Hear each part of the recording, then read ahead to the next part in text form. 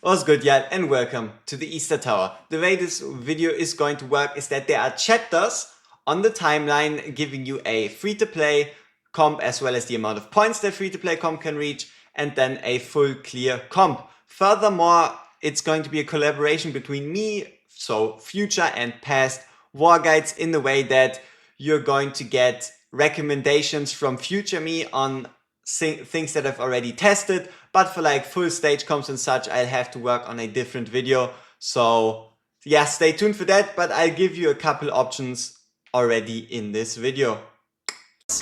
We're going to start with the first stage, and for the first stage we take reducing the number of heroes by 3, reducing cost regeneration by 20%, increasing enemy HP by 30, and increasing monster CC resistance by 50%. One thing of note here is that awakenings play a role. So even though everything is equalized, awakenings on characters do actually play a role. And the way we'll solve this is by... We might need to later down the line awaken our lords, but for now Ein is unawakened, Baron is unawakened, and all the other units, so Iona and Soleil are 5 awakened. Alright, yeah, before I once more forget about it, if you do appreciate the effort, feel free to leave a like, comment, subscribe, it would help me out a lot, and I hope you enjoyed these 30 minutes of suffering that were probably more like 6 hours for me. Hehe. Alright, so here we go, very first stage. And something I have to say beforehand is that, especially for these epic only runs, RNG is a factor. For example, awakenings, there's crit rates, so if I'm not wrong, Iona should have between like 5 or 8% crit rate, which might or might not make the difference or change the way my run looks versus the way yours will. And also there is certain percentage chance in kits, and we're running I. I is going to play, so Icicles are not always the same. So it's not always going to be quite exactly the same run. So you might have to actually restart the run to get some better RNG. Right here we'll be bringing in Soleil, and yeah, what we did there is just bring in Iona early so she can recharge her ultimate, and then bring in Mary to slow down these guys. Right here at 25 it's time to bring in Greed.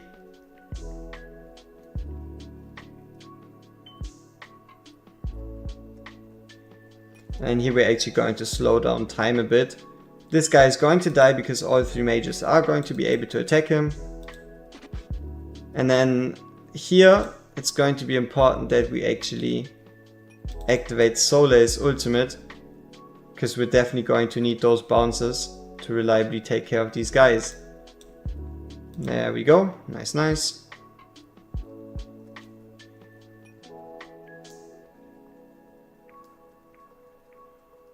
Here we're pretty fine. But for the next ones, we're actually going to have to obviously activate Iona's ultimate. But we will be waiting quite a while. We should be able to get away without it. Just in case it's activated, and we might even be still able to hit those guys, because nothing is more frustrating than that guy just straight walking through. So here we can fast forward time. Let these guys come in close, if they so desire. And then we're actually going to once more activate Soleil's ultimate. And also go with the Mary freeze this time.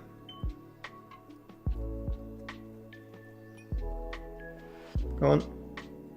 There we go. Nice job. Alright, now we have these beautiful, beautiful tower mages. And the way we're going to be dealing with them is, number one, as soon as they both decide to attack I, that is when we bring in Ein. And Ein is going to not only delay him, but also start laying in some nice damage into them. So he might actually be able to kill one of those guys. And it might even be even easier for you if you do actually have Ein's A5. Which we are not using here, so if your Ein is struggling a bit, make sure to actually A5 him. Alright, here we'll actually bring in Baron to stop that guy from moving into our core. And Sole did actually survive, which is really nice, but it's also not super needed. Here we'll be freezing with Mary, and then we can fast forward time.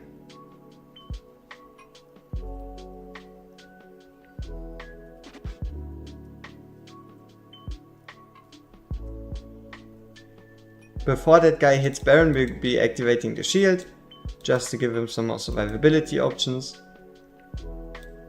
We'll be bringing in I mainly as like a distraction, and then Ein so we can start laying into these tower guys. So if everything goes perfectly, one of these tower guys should already be low HP, and then there is a chance that they get taken care of early. Or for example here, you might need to place a second mage to try and take care of them.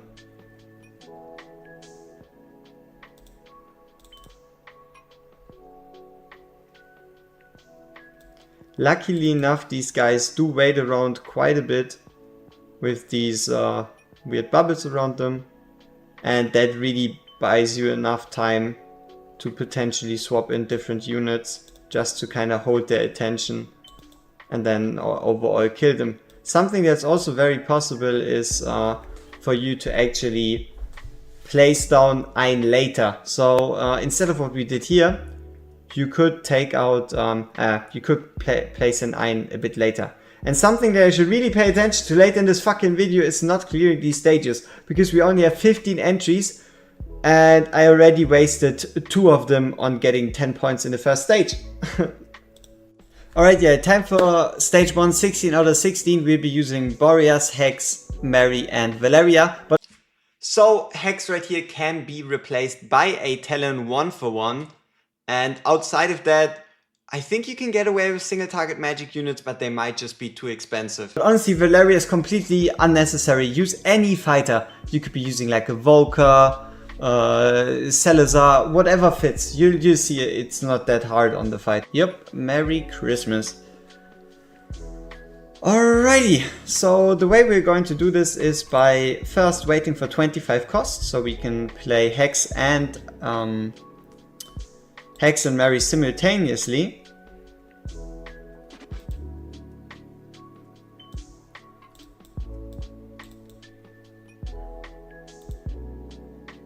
Then obviously there's some slight RNG involved on if Hex can or can't defeat these guys.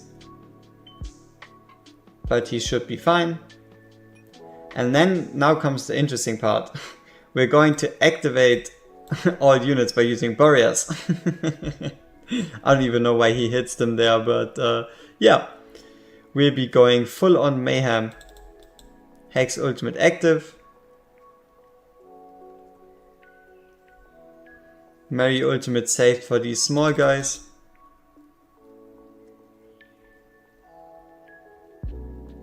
And then as soon as these guys get closer to around there, we'll activate Boreas' ultimate to wear them down.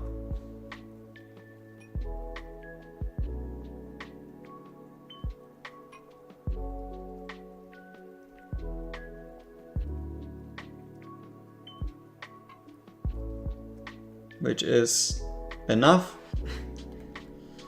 Whew.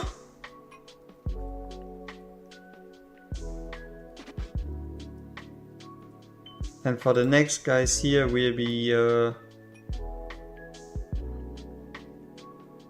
using Hex's ultimate again.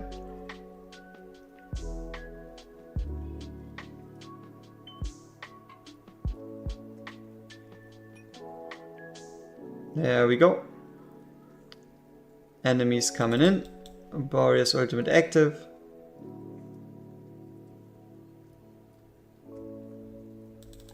Bring in the Mary freeze, because this is a bit too risky for me.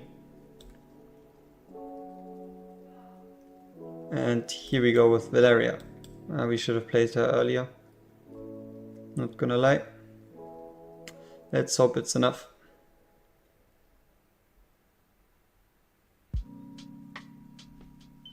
There we go. One dead. Valeria out.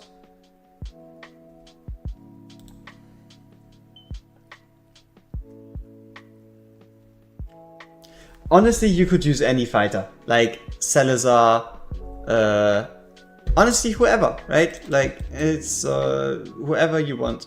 Just use a fighter that can take care of these guys. It doesn't need to be Valeria, like, at all.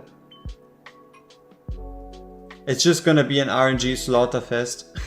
Just gonna be a usual casual RNG slaughterfest right here. So we'll be waiting for this guy to close in, and as soon as he closes in, we bring in our fighter to do some nice damage. Job done, perfecto, perfettissimo. Woo. Alright, it is time for stage 2, the epic version, and this time we'll actually be getting 14 out of 16 points with reduced enemy HP being disabled once. And the units we'll be using are Theowin, Idril, Brienne and Maul. Something that I do want to note is that all of those at A5 are pretty much required, especially something that hurts really bad if you don't have it is going to be Maul's A5 for the reduced cost. If you do want to alleviate the awakenings, feel free to take out, for example, the cost generation debuff, or potentially reduce the HP even more. Alright, yeah, here we go, stage number 2. And yeah, in the beginning we'll be bringing in Theowin, and the next one is going to be to bring in Brienne. So there we go. Now, you can actually fast forward time a bit here, but it is very, very important that you pay attention to 17 cost. So as soon as we hit 15 cost, we're actually going to slow down time, and as soon as we hit 17, Maul needs to be placed. If you do not, this whole run is going to fall apart and it's not going to work. Alright, and 11. Here we go. So the whole reason why 17 is so important, the 17 cost, is you're going to see it right here. If you place Maul at 17, you'll have this one frame of opportunity where you're able to hit all enemies with a single ultimate, and that is not going to be the last time you see Maul's ultimate for this run. So now we have these big guys, and to deal with those big guys, we'll actually just let our units attack the first one, and then if the chunky boy, or like the bigger one of the two, closes in, that is when we ult with Theowin. So now for Maul, you need to wait for him to charge up his like ice shots. You see them by basically this one should be it.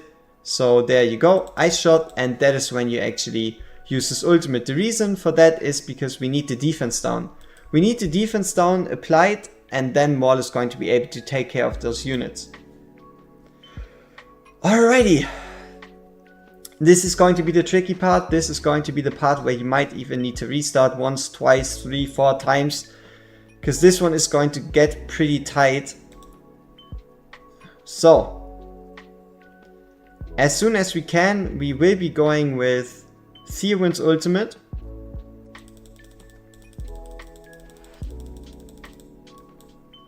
And now you're actually going to click on Maul, but you're not going to trigger the ultimate until this guy passes half. So you wait for half the timer on the top mob. And here we'll be waiting for both enemies to enter Brienne's range to then trigger her ultimate.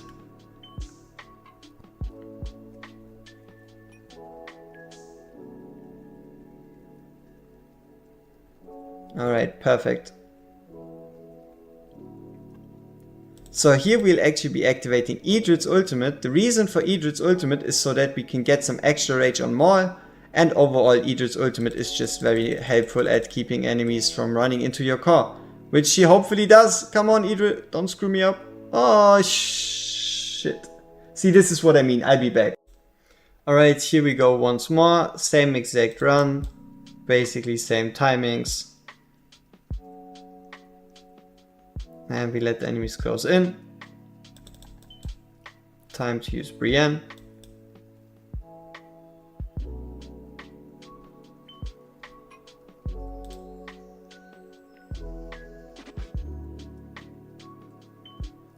And then it's actually time to activate Idril. The reason why we activate Idril is to get some extra rage on Maul, because Idril provides 5% rage for Maul. And then it's basically just spam Clickerino.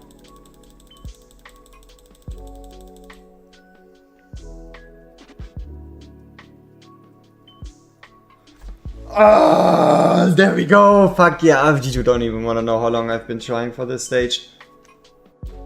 A combination that makes this incredibly easy, especially the left side, is if you can bring a Yova or Elysia with a Yuri. Yuri with her range, with her ultimate, the way it jumps from targets, it just completely almost trivializes the left side.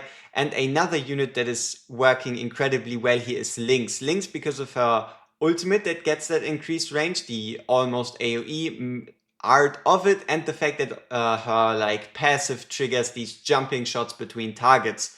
So Yuri and Lynx are incredibly useful here, and someone that should also be really good is either a Sargak or a Lucius. So have fun trying. Alright, yeah, here we go. Stage 2, 16 full condition, clear, whatever, right? We'll be going in with a Brienne, a Silas. Oh yeah, important part, right? Bonds are deactivated, so you just need to have Silas, he doesn't need to be bonded. So yeah, Brienne at A5, Maul at A5, Silas at A0, Nyx at A0. That is all we are going to need. Straight off the bat, we'll be starting off with Brienne into Silas, and then it's going to be the usual wait for 16 cost, slow down time, take Maul for 17, put him in. There we go. And then we can fast forward time up until the point where we have 22 cost to place in Nyx. Now, luckily enough, Silas and Brienne are quite strong, so we only need to trigger their ultimates exactly once this whole fight, which means we can put our full attention towards the left side, because that is by far the way more dangerous and difficult one. So there we go. And then the Maul ultimate. Kabuya.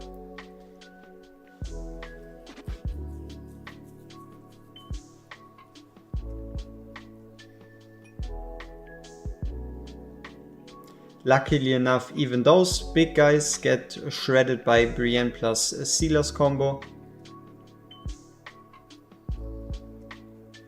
And then here we want to ult early, so that Maul and Nyx have as much time as possible to regenerate their ultimates.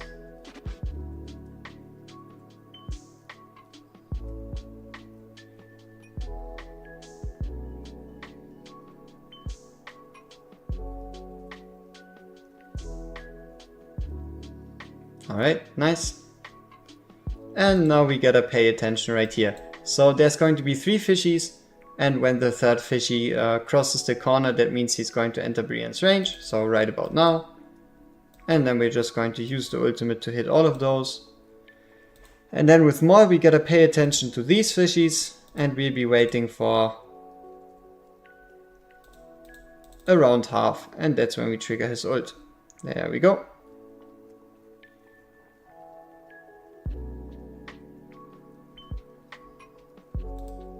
Now with Silas we're going to wait until around a third.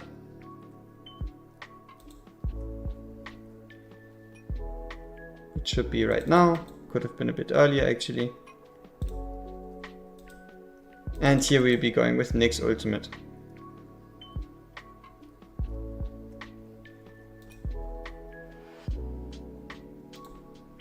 And if everything goes well, this should have already been it.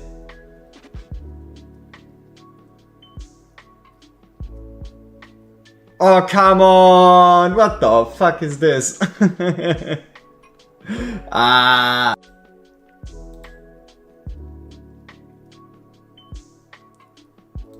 Okay, we are back with this part, and yeah, just for your interest, I'll be putting an outtakes part at the end that shows a couple of my reactions to a few RNG related things happening in this run. So yeah, here with the Maul ult you want to hit everyone, right? You want to hit these guys, you want to hit those guys, and that's our goal, right? Now with Silas, we'll be waiting for around a third. The goal is to wait for around a third of the ultimate bar, of the like movement whatever bar, and then we're good. Right here with Nyx we'll be going early, so we can already start hitting into these guys. And then that hopefully, finally, is going to be a fucking enough. Hey, if this guy doesn't die, I don't know. Woo! Yeah! You'll see in the outtakes why I'm so happy about this shit.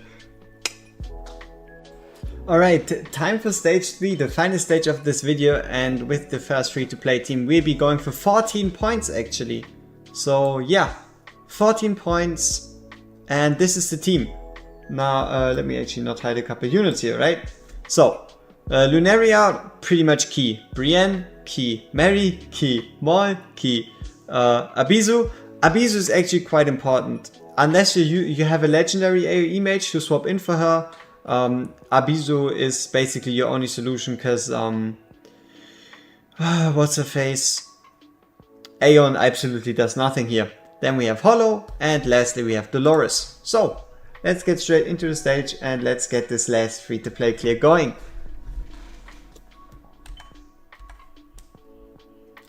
Alright, so straight off the bat we will be starting in with Brienne,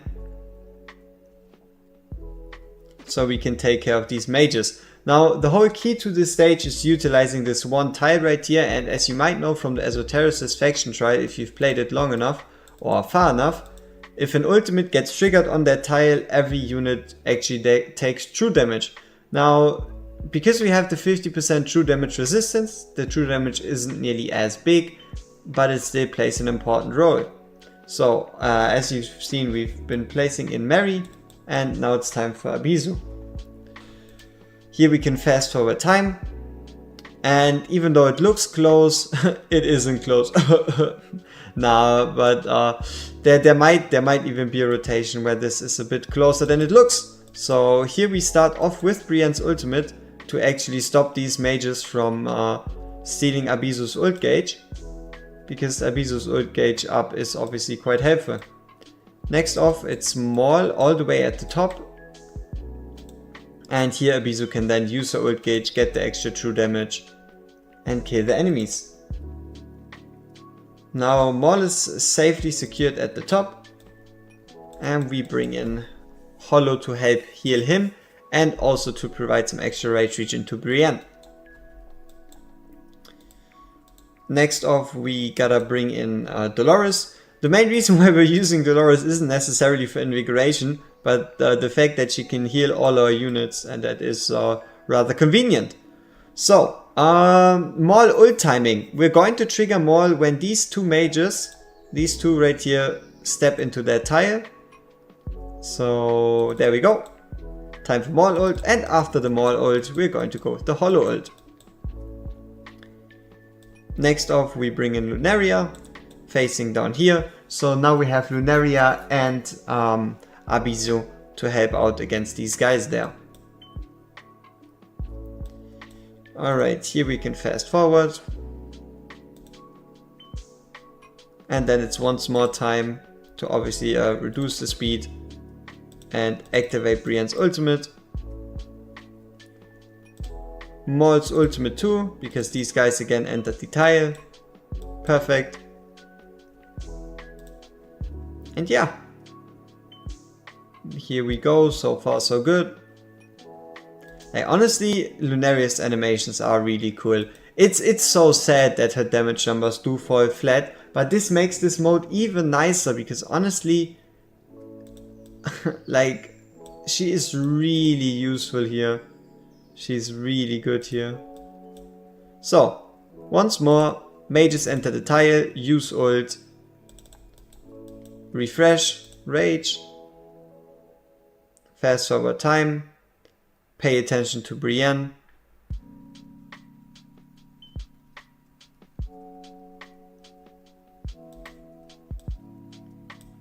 So, mages enter the tile, use ult, and let's have a look at Brienne. Alright, so the guys come out. Second set of guys, Brienne ult. There we go. Only Dolores ult is getting sacrificed, and luckily enough we aren't actually in need of hers. Okay, now once more we increase Maul's rage, and we try to pay attention to if we actually need to trigger a certain ultimate. At the bottom there, mainly obviously referring to Mary's. Once more, everything looks quite nice, everything looks clean. Mages come in. Same thing, we wait for the mages to enter the tile. That they do. And kill. Also the freeze is like really nice crowd control. So 53 out of 61 enemies. Once more, time to regenerate Maul's rage.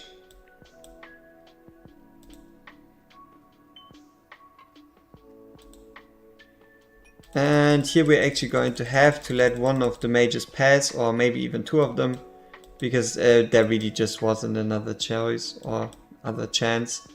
So, for the last guys closing in, we're going to wait a bit so that more people are able to be hit. But here it's time to trigger Dolores ult, because these mages, they don't necessarily take all that much magic damage. So we might as well take what we can get and increase our damage as much as possible. There we go, nice freeze. Here we can once more increase the ultimate. Not that it's necessarily all that useful. Abizu with hers. The true damage coming in clutch.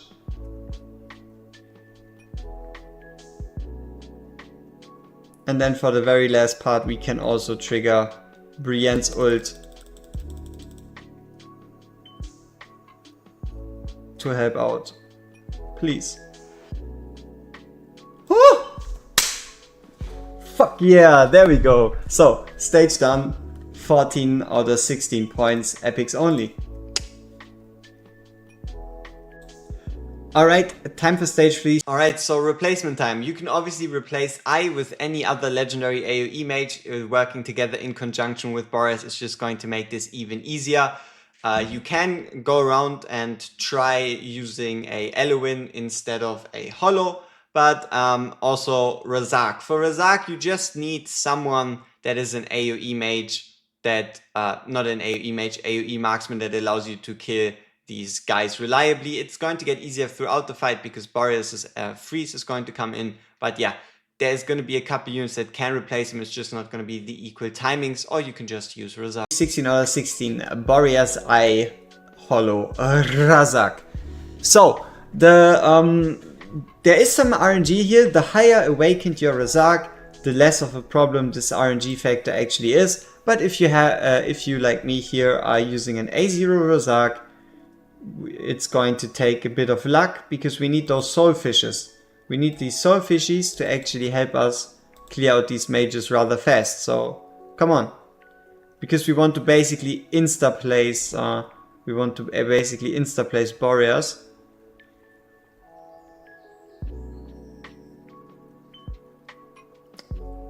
Yeah, that isn't insta placing. That is a bit unfortunate. But I guess it depends. It depends on if Boreas wants to bless us with a bit of his talent. So, alright, that works quite well. And then we ult. So now no one should be able to pass here for the moment. And yeah. Because we don't need our ultimates here that badly, we'll be bringing Razak back in. Razak is going to take care of those guys, and after that, then we'll bring in Hollow. Hopefully, in time to save I. There we go. And now we just need to pay attention to the bottom lane. And obviously to our ult gauges. So right here we'll be going with Hollow.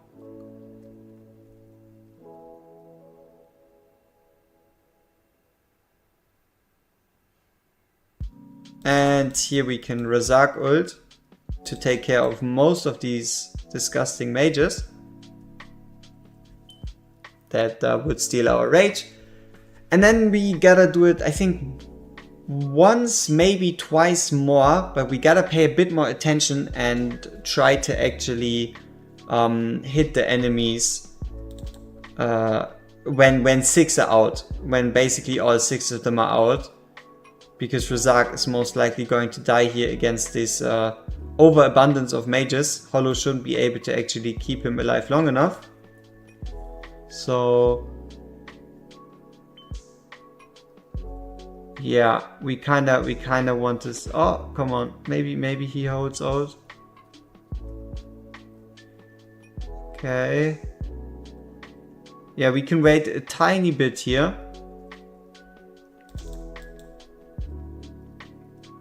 Oh, is that fucking close? But it worked.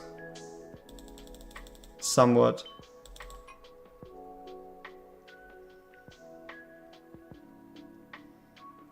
Now I is getting pummeled. Ay ay ay.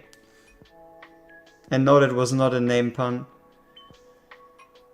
Oh, what a level. And the worst part isn't even over. And we're not going to have any ultimates for it.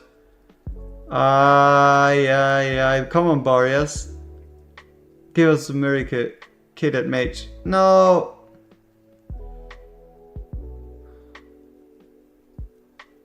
Annoying. Can we somehow use Razak better? Okay, perfect.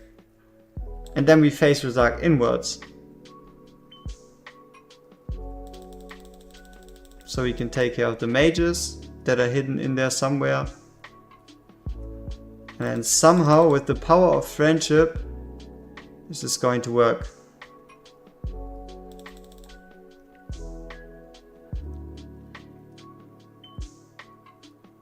Yay! Power of friendship! Woo!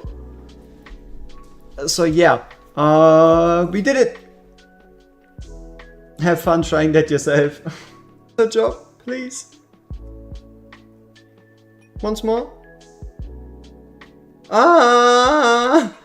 Alright, so we ulted too early with Nyx.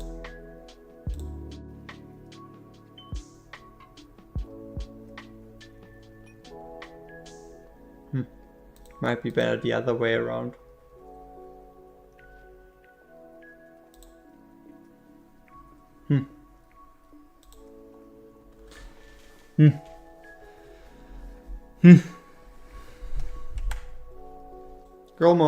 Go Maul, hit him one more time. Ah, fuck you.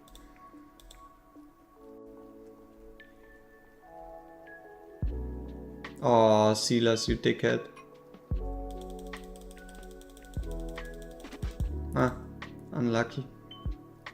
Let's see, can Nyx actually clear them by herself? No. Ooh, unlucky.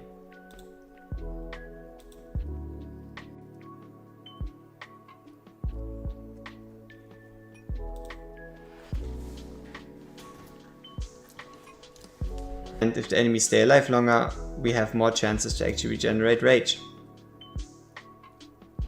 Come on, Maul, one more time. Ah, screw you. Alright, here we are in the same situation once more.